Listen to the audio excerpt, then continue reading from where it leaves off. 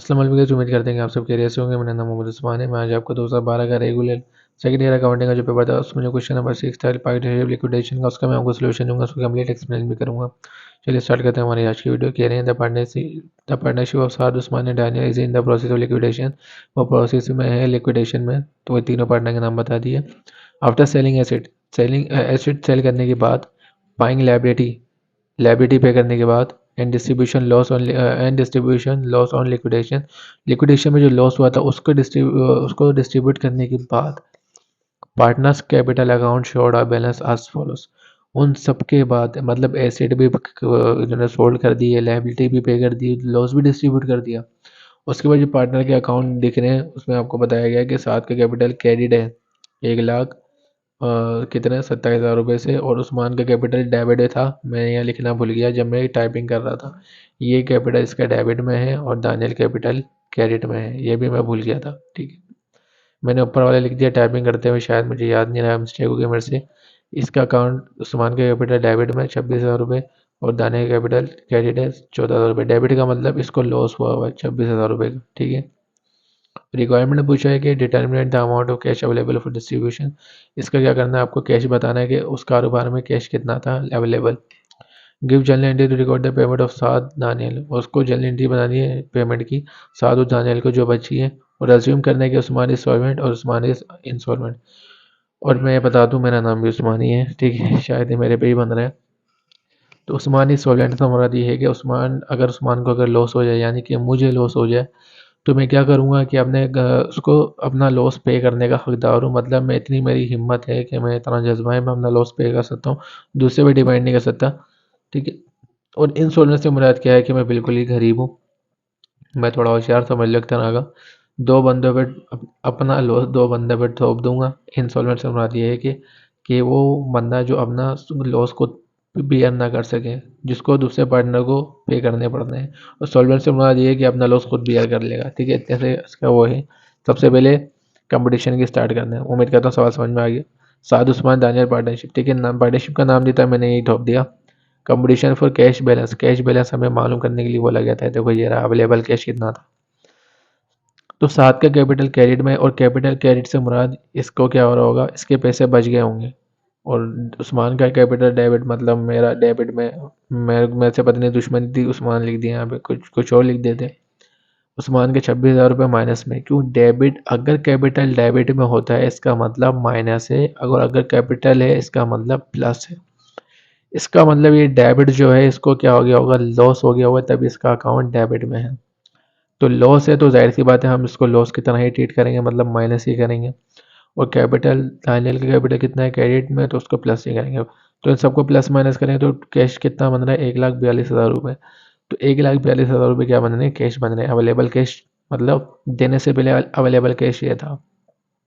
फिर भाई साहब को लॉस हो गया, उस्मान भाई साहब को 26,000 रुपये का। अब जाहिर सी बात है, एक कंडीशन दी हुई है कि सॉल्वेंट है, दूसरी बताइए कि इंसॉल्वेंट है।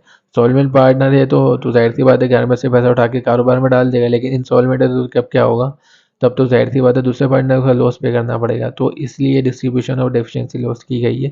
जो 26,000 रुपये ये भाई साहब ये दोनों साद और दानियल करेंगे। तो सॉल्वेंट पार्टनर की रेशियो की बात कर लेते हैं। कोई रेशियो नहीं दी थी तो 1/1 लिख ली मैंने। तो ठीक है, दो पार्टनर थे तो एक एक हिस्सा आ गया। तो रेशियो क्या बन गया, 1/2 1/2।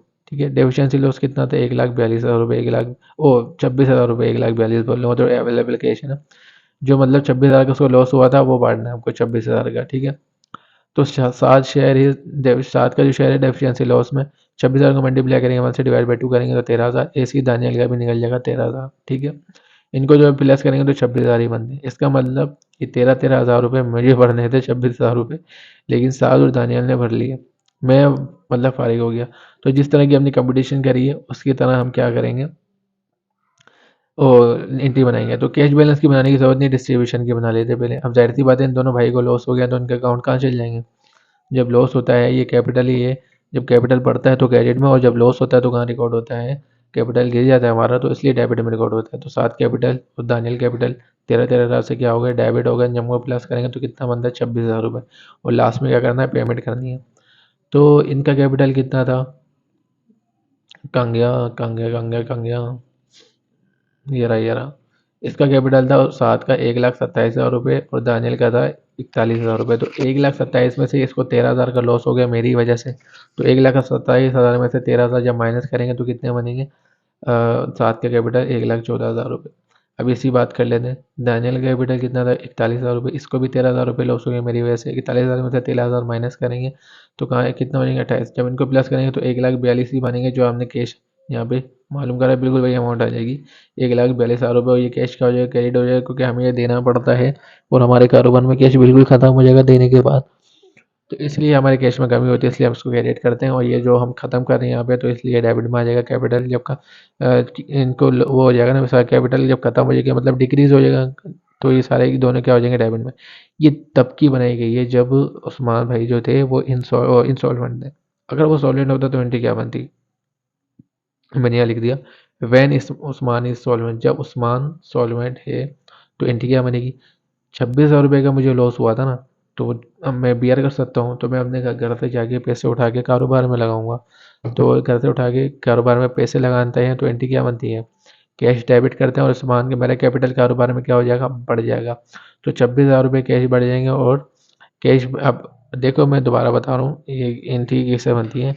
घर से उठा के मैं कारोबार में पैसे लगा रहा हूँ, तो आपको अच्छे से पता है कि कोई भी पैसे इन्वेस्ट करते हैं कारोबार में तो कैश डेबिट और कैपिटल क्रेडिट होता है। तो बिल्कुल वही ऐसे ट्रीट करेंगे।